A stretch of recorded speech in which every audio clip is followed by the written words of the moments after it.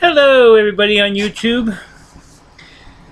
Now, I decided I was thinking about what more can I do on YouTube? What more can I say? And there's plenty things that I'd like to say. And one of the things that I used to like, I did podcasting back when podcasting was young, 2004. I actually did it for 5 years, 2004 to 2009. It was probably a little bit after that afterwards, off and on afterwards. And it was a combination between it was music podcast, mostly music, because I would get music from the PodSafe Music Network, which no longer exists. They changed the name to Music Alley. Kind of missed that. I wish independent musicians could come up with another site like that. But I can just imagine the bandwidth of that, all the music, unless people uploaded their music not at 100% perfect quality, maybe 96 kilobits per second. It's a good sound, but I did that, and I combined the music and poetry or poetic prose. Talked about different things going on in my life at the time. Kind of did the YouTube thing, but it was the all audio version of YouTube. And I loved it. I love talking into the mic. I listen to the radio a lot, Coast to Coast, Sean Hannity, Dave Ramsey, a bunch of other radio personalities out there in my local area. Mostly on WGIR AM 61. And I missed that. So I want to try and get back to that. Maybe do a podcast show. And just open up the camera and just start talking about stuff. I suppose stuff from the week, stuff I've heard, stuff going on. Read some poetry and read and talk some poetic prose, poetry, some philosophy, some spirituality, problem solving, trying to get people to come together. Come together right now over me. That was short. I don't think I'll get.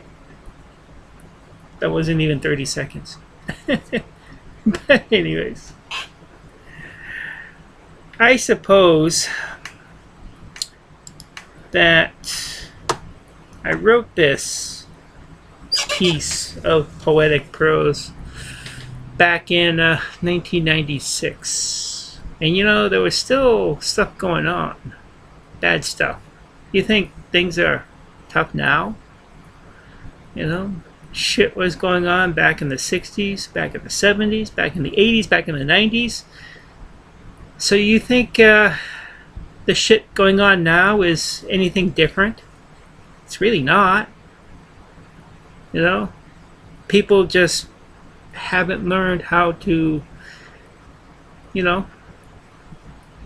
honor each other's paths, honor each other's spiritual paths, religious paths, and not doing stupid thing, like debt. Who needs debt?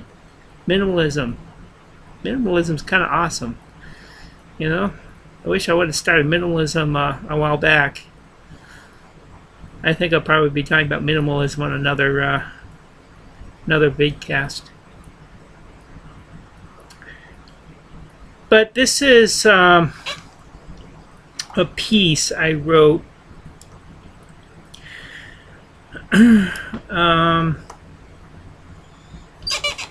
and it talks about the Oklahoma City bombing.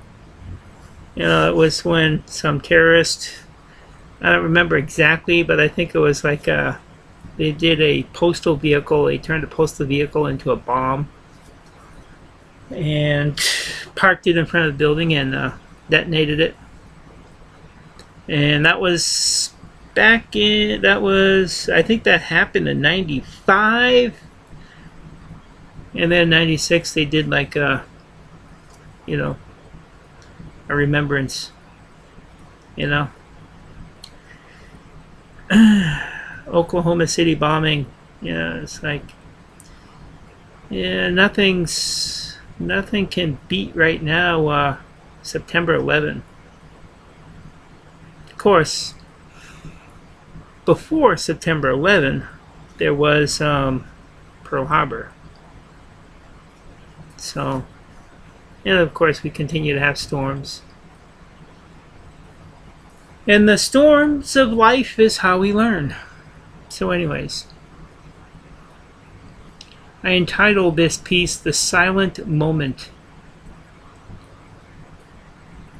The Earth Mother weeps for her children. April 19th, 1996. As the golden ball sets, the Earth Mother weeps as her children weep for their children. Dreams lost.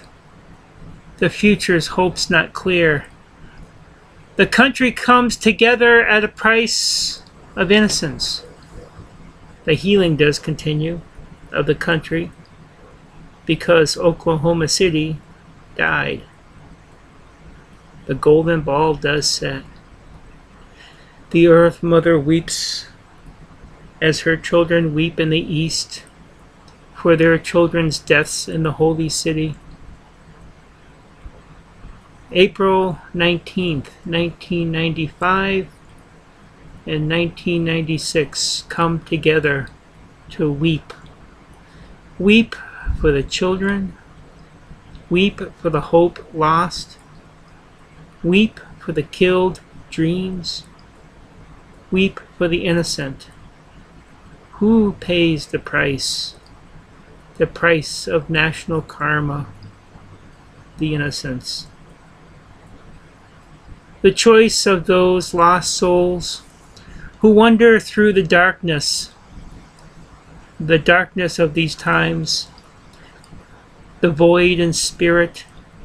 Weep for the darkness, weep for the void, weep for the lost, weep for the night, weep for the setting of the golden ball, as the golden ball sets on this day. Words from the past ring through my being. Nothing gold can stay.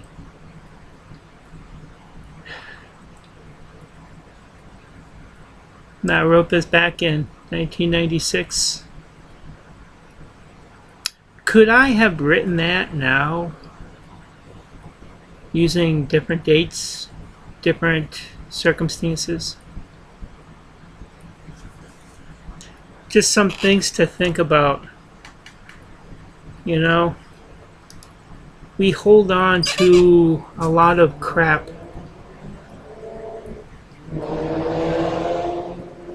And sometimes you gotta let go of that crap. That's why I'm kind of glad that minimalism, being a minimalist, is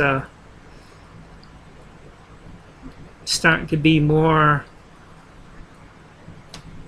people are doing it more. It's become more popular, more vogue. And yeah, even though I'm like older, and usually when you get older, you tend to let go of things because things don't fill the need.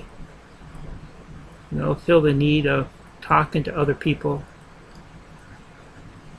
talking to your loved ones, to family, to friends, to talking to someone at the local restaurant or the grocery store or laundromat. It can be a lot of talk at the laundromat, because you're kind of like held captive. You're waiting for your laundry to be done. And usually, even if you just do one load, that's a half an hour for washing and a half an hour for drying, roughly. So why not fill that hour with something meaningful?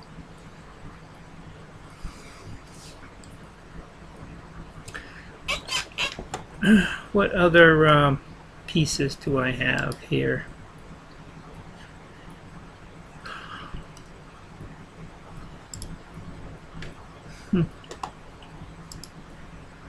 I suppose I can do an autumn poem.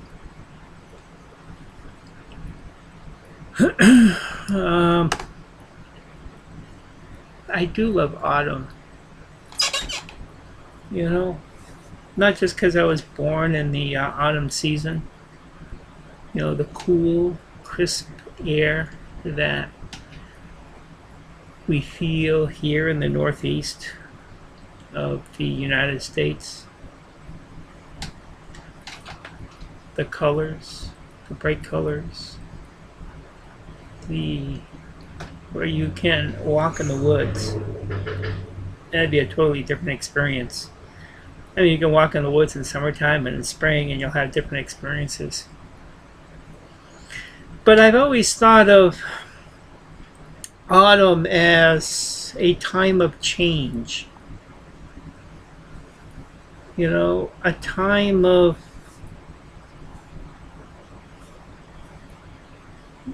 kind of like in numerology, there's the number 10. And the number 10 kind of corresponds to the Wheel of Fortune. And what the Wheel of Fortune is, it's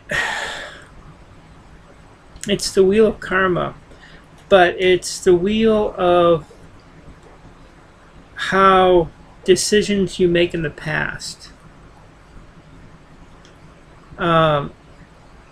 manifest where you are currently. So the decisions that you made beginning last autumn, last winter, they set you on a particular path. And every path we go on, we're learning. We're always constantly learning. Sometimes we have to learn lessons twice, 3 times, 4 times.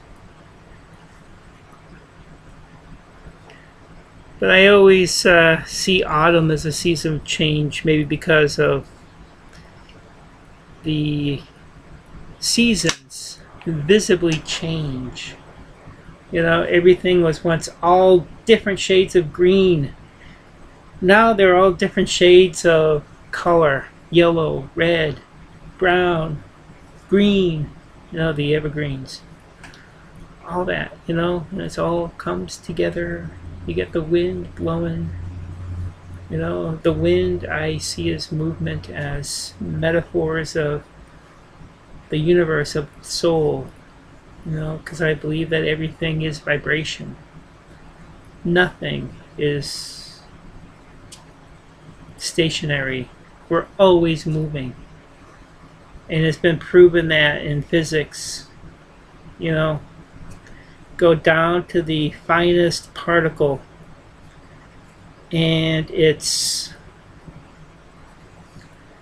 vibration, it's energy. Physicality is a thought plus energy. You have one thought and you have energy,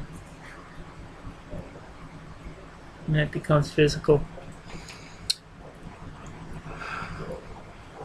So I wrote this entitled Autumn Day, and I don't know if you're if you live in the northern climates where you actually have an autumn, we're actually seeing colors, but I'm sure you're familiar with colors. You know, imagine this poem with your mind's eye. Just kind of go beyond physical, close your eyes, and just picture. Or if you have problems visualizing, just watch, flick through some pictures of the past that have autumn in them. Autumn day. I am joyful driving my car on a 2-lane country highway through the canopy of color, yellows and reds. The sun shines down on these leaves. The wind is still.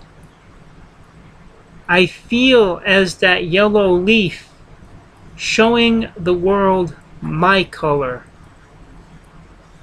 The heavenly light shining on me makes me more bright as that light up there on the tree of life. In peace, I found heaven on earth. I suppose that's another reason why I like autumn, because it's I always associate it with, sorry about the movement. I always associate it with wisdom and spirituality. And I try and imagine the higher aspect of myself. Many people call it soul. Some call it spirit. You know, it's that higher intelligence. Because we're not this physical body. This physical body is just a vehicle. You know, some people have hot rods, some people have Fords. Sturdy vehicles done for a specific purpose. And each of our vehicles come with lessons of that particular vehicle, of that particular life. You know, kind of like a game. You know, we go into the next stage when we come in from birth. You know, the next stage, you know, plopping in some fresh quarters, taking a look, crying because I'm saying, what the fuck are we doing here again? But then also still a little excited with the possibilities. What might you learn this time around? What new things might you learn? Might you know? What new things might you do? You know, we get experience through this realm and through these bodies. So even though we are not our physical body, because we've had many bodies, you know, not karma, reincarnation. Definitely do believe in that. We've had many bodies. So, you know, many experiences, many lessons. And so I'm going to go into a spiritual poem that I wrote May 25th, 2013. I used to do these things on podcast. WorldServiceGroup.com. Go there and check it out. It's full moon meditations. Each month is particular meditation. And if you actually want to do the full moon meditation, they have instructions on that site on how to do the full moon meditations. They also have inspirational writings on that site too. It's a good site to help to give sustenance to your spirit, to your soul. Anyways, I used to take these these lines, and I can't remember what the line was, but I think it was something about the other self. And the other self, I took it to mean as soul. So I was kind of, through this poem, I'm physical soul, I'm moving between the two until I come union of the two with a new realization.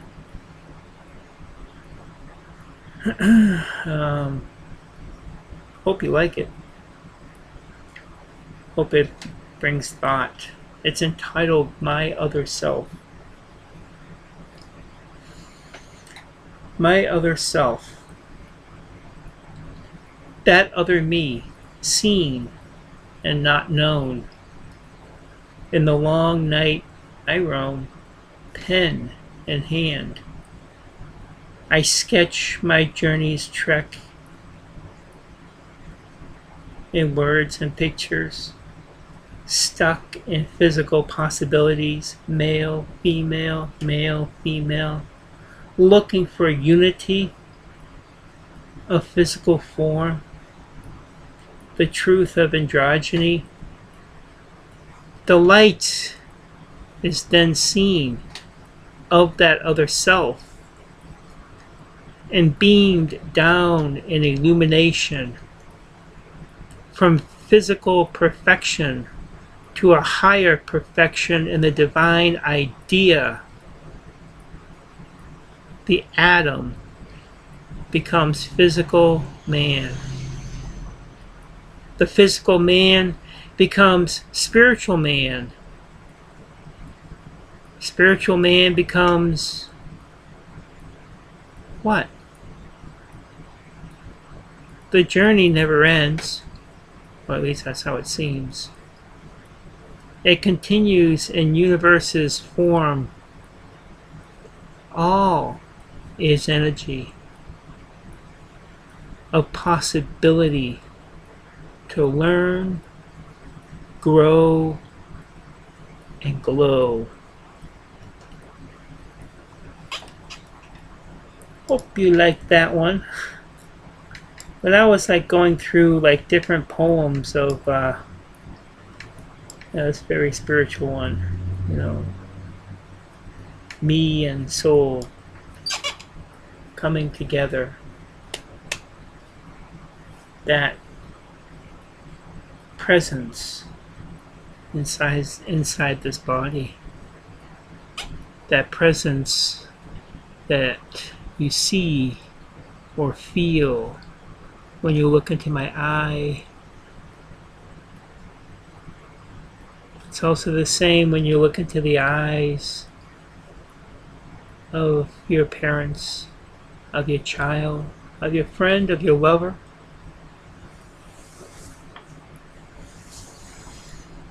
Yes, autumn is definitely a season of change, a season of wisdom, but it can also be fun. I kind of came upon this fun little poem.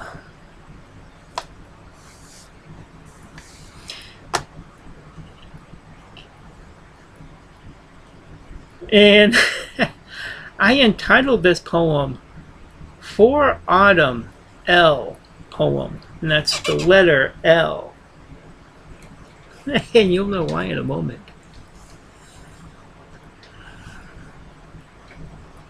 The L poem. Leaves lightly lay, leaves lightly play, yellow lemon color, lightly lifts the wind, soul, letter, yellow line, follow, light of soul, lines of light, mile markers along life's yellow line. Let leaves lift your life with song. Leaves color spreads over the landscape like lights in the night sky or cityscape at horizon's line. It's kind of a playful, light poem. Wisdom, yeah, it can be heavy and make you think, but it can also lift your spirits to soul, where you just feel that ecstasy of soul communication, of soul unity. So anyways, it is 25 minutes. I didn't think I was going to talk this long, but apparently I found the words to talk. And I kind of I do a lot of watching of YouTube. Not home because I don't have internet at home. I have to go to a Wi-Fi spot, and I have like a little small device paid $50 for.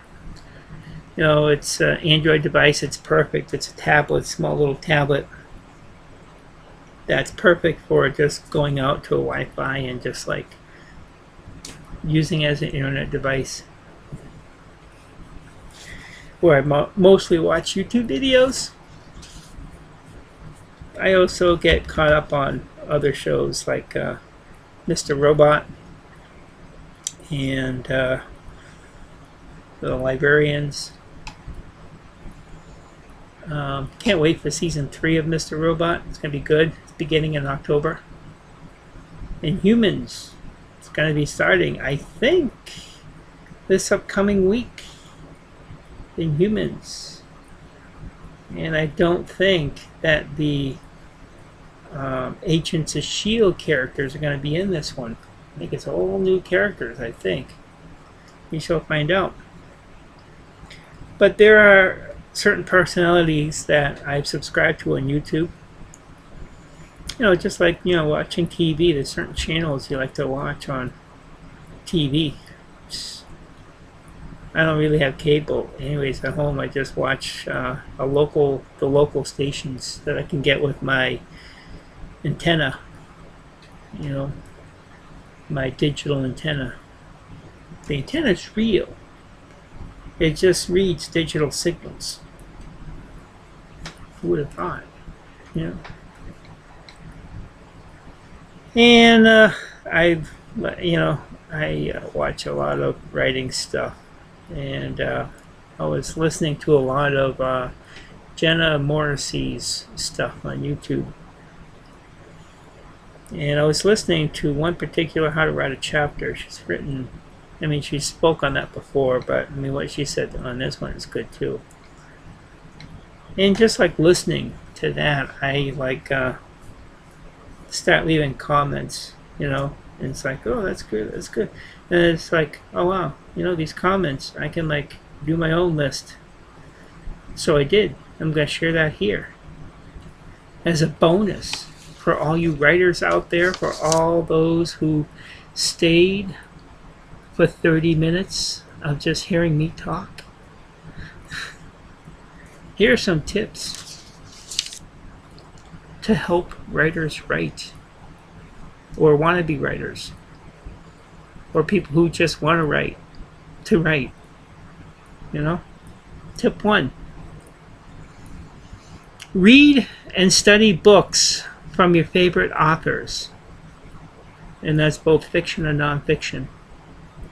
Each can teach you something different, a different type of writing. You know, how, like in fiction writing, how to write a scene, or nonfiction writing, how to come up with a thesis.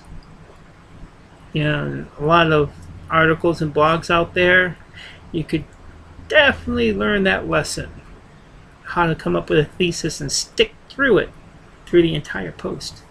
Anyways, tip 2. It's only 4 tips, so write short stories and sell them as Kindle books. You know, and by writing a series of short stories, you also help prepare yourself to write bigger novels. Because a short story is kind of like one chapter. It has beginning, middle, and end, and it has a purpose. You know, has a flow through it. You know, and who knows? Maybe write a series of short stories and tie them together in some type of creative type novel that you can resell as a Kindle book. You know, maybe even a hardcover, because you can actually do that on Amazon now.